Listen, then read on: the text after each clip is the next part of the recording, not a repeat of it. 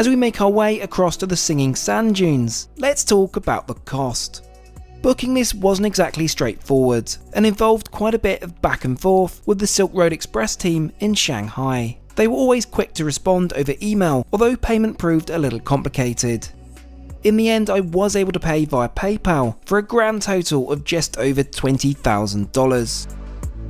By comparison, if you were to book the Superior Suite, this will set you back $9,500. 外国博主坐完中国这趟火车后，可能终于明白了一个西方不太愿意承认的现实：今天的中国铁路早就不只是交通工具了。他本来以为自己体验的是一趟豪华卧铺，结果上车前就被中国式效率先上了一课。酒店办票、行李托运、专车接送、快速安检，整套流程顺得像机场 VIP。更讽刺的是，西宁火车站的规模能对标纽约潘斯车站，但他看到的不是混乱和等待，而是巨大、快速、干净、准时。真正登上丝绸之路快车后，他才发现这已经不是坐火车，而是把5星酒店搬上了铁轨。半截车厢大的套房、超大床、独立浴缸、TOTO 马桶、Dyson 吹风机、迷你吧、私人早餐，甚至还能在行驶中的列车上泡澡。而最让他破防的地方是，很多国家所谓的豪华列车还在为咖啡、服务和细节掉链子。中国这趟车却已经把餐厅、酒吧、KTV、观景车、高原、盐湖、戈壁沙漠全部串成了一条完整体验线。到了戈尔木这种西部城市，他又被车站规模镇住，直接感叹中国铁路基础设施是另一个层次。这才是这趟旅程真正有争议的地方。外国人以为中国西部是遥远和落后，结果镜头里出现的却是豪华列车、巨大车站、准点运行和成熟服务。所以他震惊的不是一张床、一顿饭、一个浴缸，而是中国把基建、效率、旅游和服务整合成了一套可运转的国家系统。接下来，让我们跟随外国博主的镜头，看看这趟中国5星级卧铺火车为什么会让他一路震惊到沉默。Today, I'm going first class on China's most luxurious sleeper train, the 5-star Silk Road Express.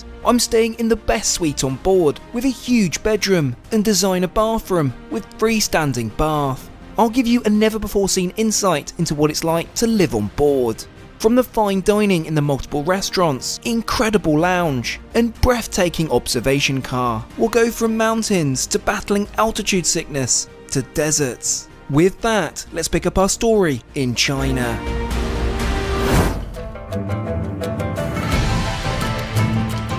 Well, hello there and welcome back to the channel. You join me here in Xining, China, where we begin our epic adventure on the Silk Road Express. So without any more to say, let's head right over to the railway station. We arrived into Xining yesterday and were greeted with a welcome banquet at the hotel, featuring a local yak hot pot and entertainment. Check-in this morning takes place in the hotel lobby and is impressively efficient. Our bags are tagged and tickets issued. And within minutes we're directed to a waiting car. The journey to the station should take around 15 minutes.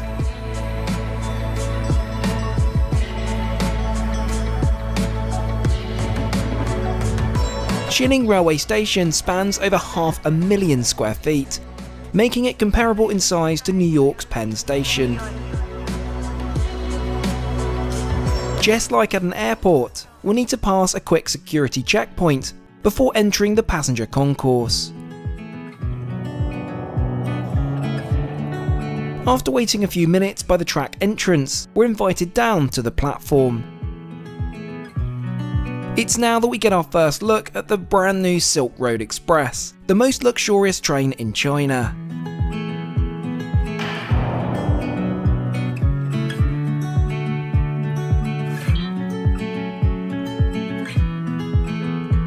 As we ascend the red carpet, we're presented with a welcome drink before being ushered on board.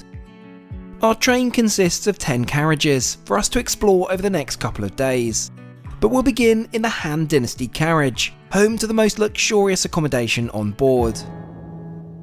Well, I'm very happy to welcome you to our grand suite, but most importantly, welcome back to the channel, Dad. Hiya. How you doing? Yeah, good. You've made it to China? Yeah, just about. It's been a long way. It has indeed. This is quite impressive, isn't it? It's very impressive, yeah. And just like that, we glide smoothly out of Xining Station, bang on time. Let's take a look at where we're heading then. Over the next 3 days, we'll journey across the vast Qinghai Tibet Plateau, before continuing west through some of China's most remote landscapes. Finally, we'll skirt the edge of the Gobi Desert, arriving at the towering sand dunes of Dunhuang. Hopefully the weather will improve as we continue westwards. So our grand suite. It occupies half a carriage at 236 square feet. It's an impressive space with a comfortable sofa, hand-painted details, and a small dining table. This currently has our welcome bottle of Shandong sparkling wine.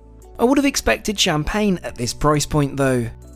Just adjacent to this you'll find your mini bar, featuring antique British tableware, and a fully stocked mini fridge. This is all included, which is great to see.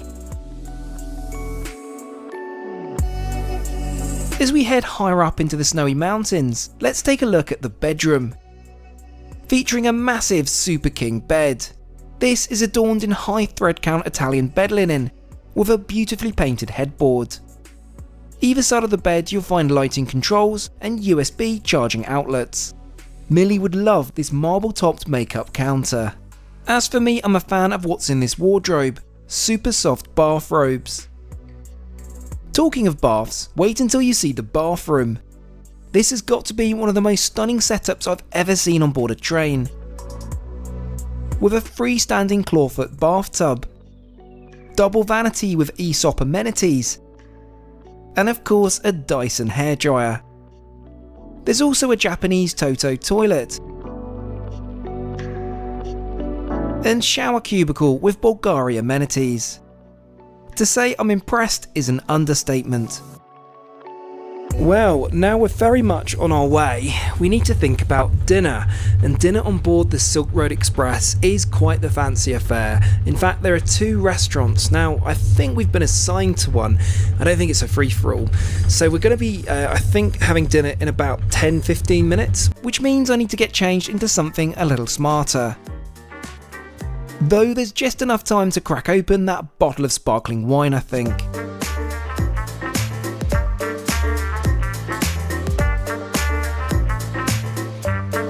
Let's head down the train and over to the first of 2 restaurants. But before we explore more of this magnificent train, you're most likely wondering how I stay connected during my time away from home, and that's thanks to Airalo, a convenient eSIM technology provider. Airalo makes travel seamless because I no longer need a physical SIM when I land in a new country or buy an expensive global plan. Instead, I buy one of their affordable eSIMs before my trip, and once I land, I have access to data roaming without having to do anything, keeping my original home number. Airalo is so useful when I travel to multiple countries, like recently where I travelled to Italy, the US, and especially during this trip in China, where I needed to remain in contact with loved ones back home via services that otherwise would be blocked. They offer eSIMs in over 200 countries and territories. They also have eSIMs which cover entire regions, like Europe, the Caribbean, and North America. Stay connected during your next trip, cheaper and hassle-free by downloading Airalo now, using the link down in my description or the QR code right here. Plus, use code TrekTrendy3 for $3 off your first purchase. Our dinner tonight is served in the Feast Hall restaurant. Unsure if that's the most elegant translation, but in appearance it's stunning. We've been assigned one of the larger booths, which is most appreciated. Shall we take a look at what's on the menu then? It's quite an extensive offering. Next we're served some artisanal breads, alongside butter and an olive dip. Rather than a wine list, we're presented with a selection. I decide to continue with the sparkling wine. For our first course, I have the Qinghai free-range chicken in a wild Chinese chive sauce. It's delicious and cooked to perfection, which reminds me, each restaurant car allows a look directly into the kitchen.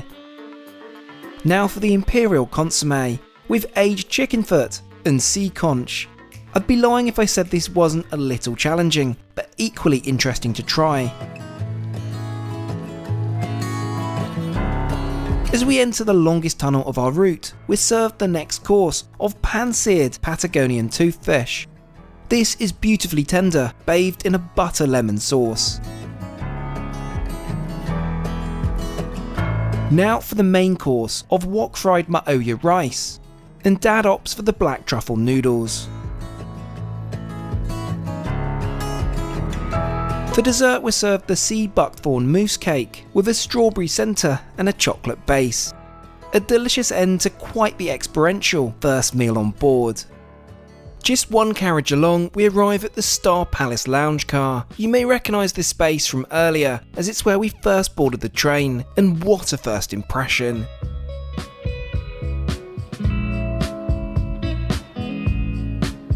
It's also where live entertainment takes place throughout the journey.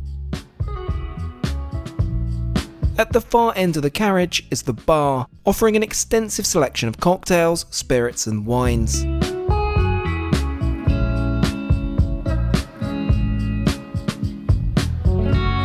Let's join Dad for a drink and see what it's really like. There's a wide selection of inclusive and paid specialty drinks.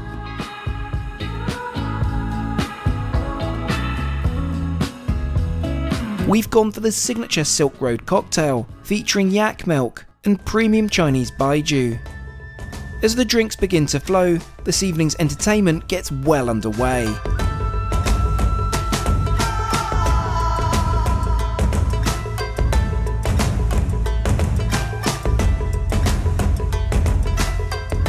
So welcome back to our suite. It's been beautifully turned down, ready for sleep. Dad, how's your evening been? Yeah, it's been really good. So we've just been told the reason that we're not moving at the moment, which we were a little bit concerned about because we do have to get to our first stop in the morning, Yeah.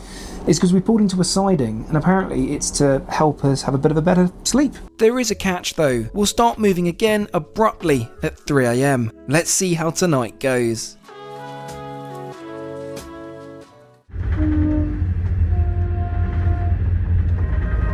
Well, I can't say that was my best night's sleep. Nevertheless, it's a beautiful morning. First things first, let's put the shower to the test. Thankfully, the water stays consistently warm and the pressure is surprisingly good. Meanwhile, breakfast has been served in our suite. This morning's spread consists of freshly baked pastries, fresh fruit, avocado on toast and pork sausages.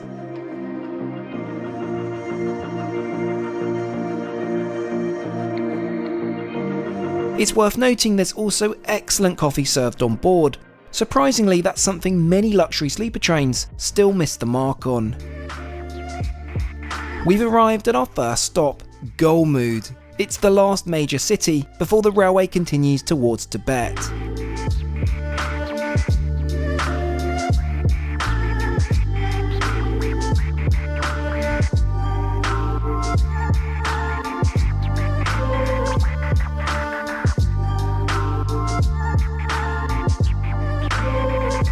We've been booked onto an excursion to China's largest salt lake, Quahan.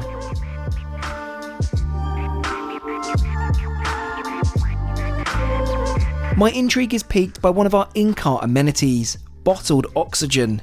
Given we're travelling at around 9,000 feet above sea level, mild altitude sickness isn't uncommon.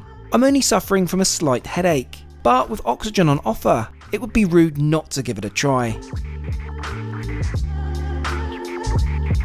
We've arrived, and what a surreal place this is. Formed over millions of years, its striking turquoise green pools are created by mineral-rich water interacting with the brilliant white salt below. And of course, we end up in the rather unique cafe for a well-earned soft serve. Back on the move again, we head into town for a traditional lunch. Because we're travelling in the Grand Suite, we're assigned our own private VIP dining room, which is a thoughtful touch. As for the food, it's a bit of a guessing game, as everything is written in Chinese. I believe we're served steamed grouper, alongside hearty braised lamb with white radish, silky steamed egg custard topped with sweet shrimp, spicy crayfish, and finally egg fried rice.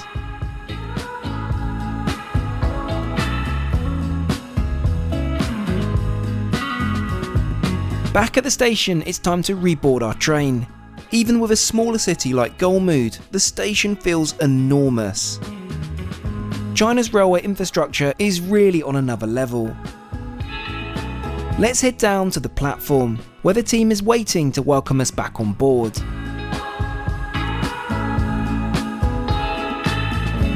With the train ready to depart, anticipation is building for the next leg of our journey.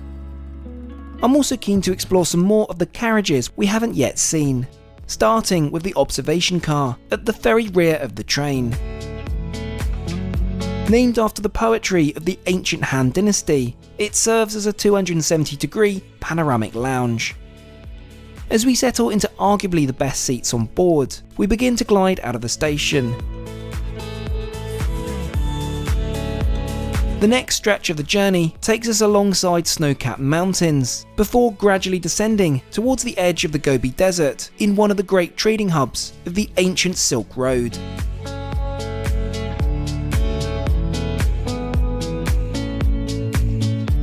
Aside from the observation lounge, the carriage also plays host to a mahjong room, where guests can enjoy China's famous tile-based strategy game. And then there's the private karaoke lounge. I have a feeling Dad and I will be making our way back here later this evening. For now though, I'm keen to try out our suite's party piece, the bath. It's certainly not every day you can do so on a moving train.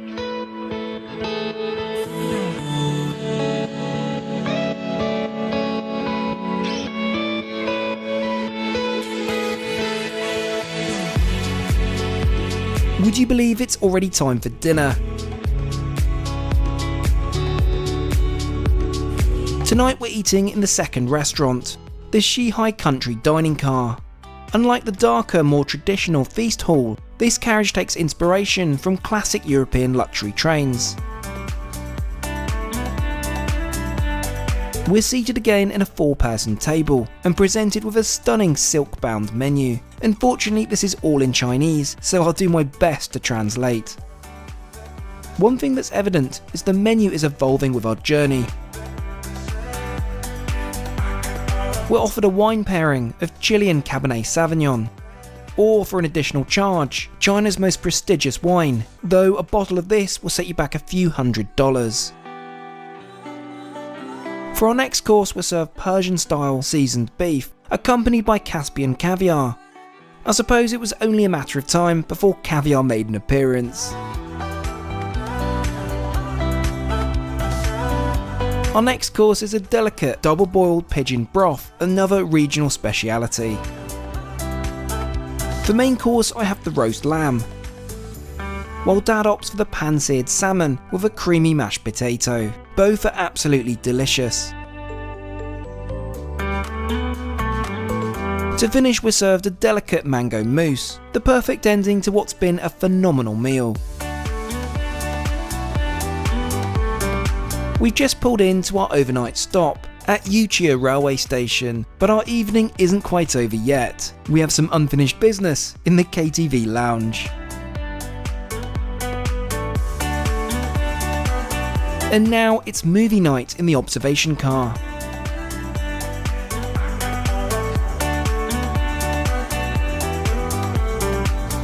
Although once the film begins, the carriage is plunged into darkness.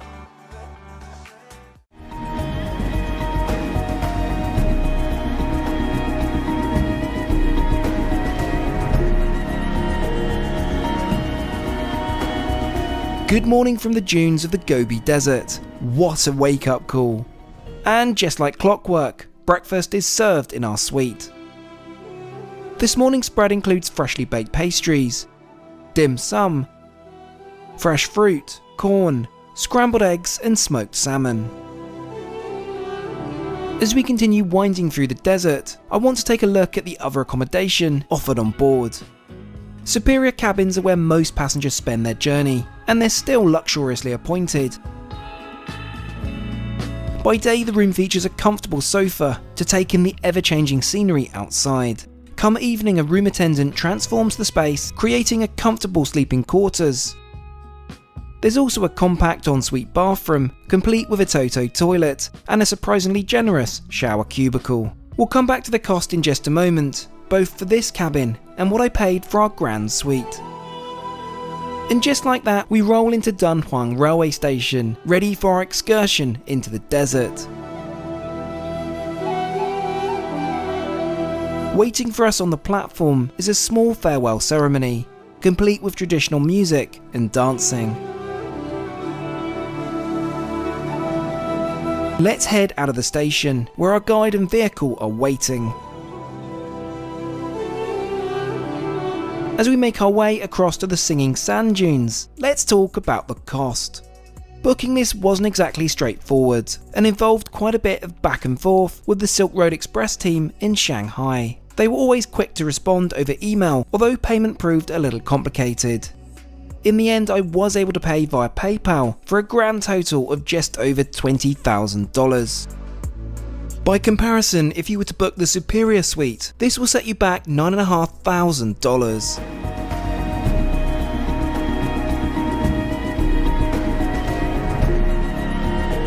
Welcome to Dunhuang. Yes, we have arrived. This is the end of our journey on the Silk Road Express. How was your experience, Dad? Unbelievable. Yeah, had a good time? Yeah, really, really different. Yeah, some really good quality time spent together and incredible scenery along the way. But anyway, thank you so much for watching. 看完这趟丝绸之路快车，你会发现，真正让外国博主改观的不是豪华本身，而是中国铁路背后的系统能力。从西宁到格尔木，再到敦煌，中国把高原、雪山、盐湖和戈壁沙漠变成了一条可体验、可服务、可消费的高端旅行线路。你觉得这趟列车最震撼的是豪华套房，还是中国西部铁路基础设施的反差？欢迎在评论区说出你的看法，别忘了点赞关注，因为接下来的画面可能会继续刷新外国人对中国的想象。